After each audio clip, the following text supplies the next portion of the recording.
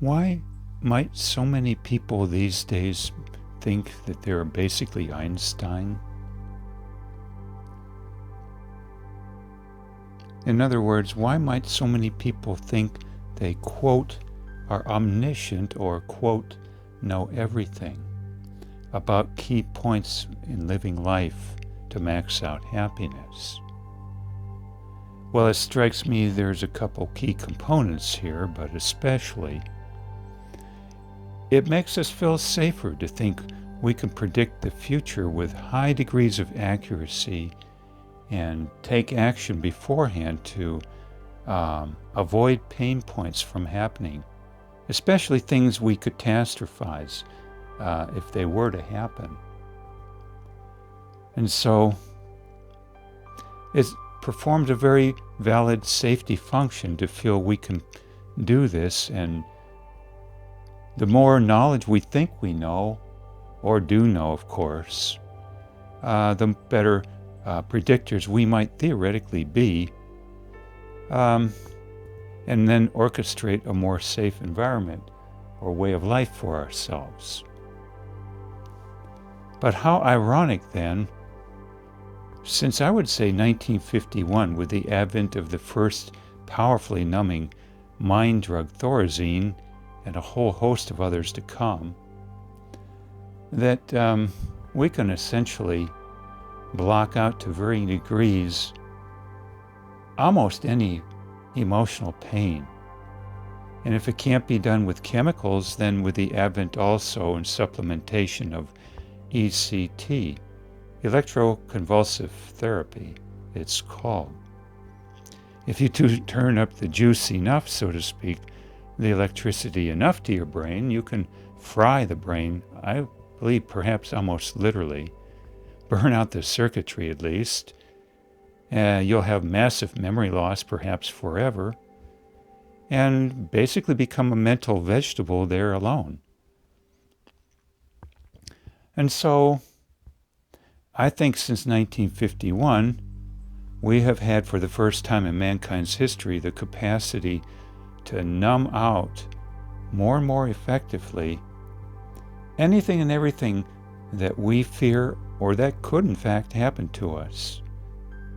And so contributing to no accountability for what you could call stinking thinking, bad premises and more, including catastrophizings,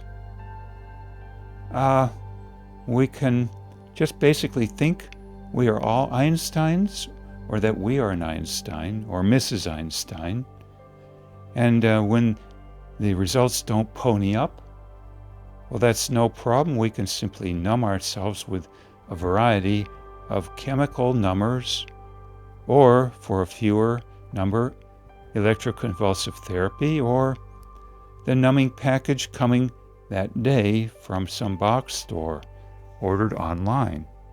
Not quite as potent, but the varieties are endless these days. I'll close this little short video commentary with the example of Michael Jackson, the singer, who in his last days carried around with him wherever he went a small suitcase, and in it was a IV and a bag for anesthesia drugs.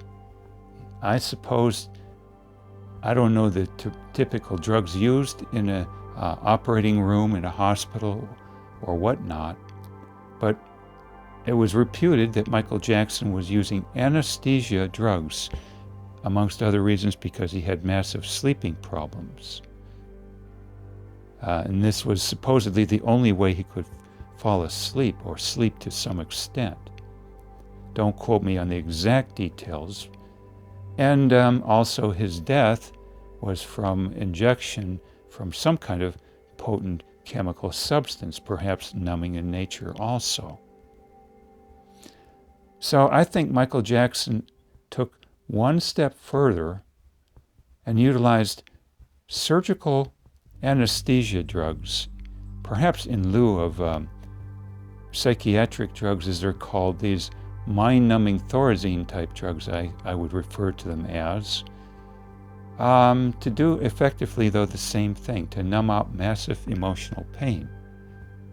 And you might say some of this, or a large part of it, resulting from bad premises, just like Dr. David D. Burns had talked of in his 1980 book, I believe, Feeling Good, The New Mood Therapy, in which he attempted to address a variety of psychological issues we suffer from, theoretically without any mind-numbing drugs.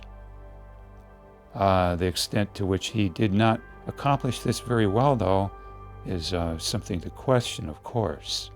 And he did include in his books massive amounts of information on chemical substances, should you desire to go that route, or you could not basically orientate your thinking enough in the proper direction to highly minimize emotional pain. One thing he did not say, though, is that perhaps it would be almost impossible to cope with certain struggles in life unless you unplug from a very, very stressful or toxic somehow environment in general. And his not mentioning, of course, that massive numbers these days live in urban areas some consider quite toxic to live in. Consult the sociologist Emil Durkheim for more information on this, or part of a video. The exact title escapes my memory, but it had the word narcissism in it, by Sam Vaknin, V-A-K-N-I-N, out of the Soviet Union former area, somewhere out there. He goes on the moniker, I believe, of Prof. Vaknin, or Prof. Sam Vaknin on YouTube. He too talked extensively in one video about the toxic effects of urbania, or industrialization, or that whole rubric. My thoughts then.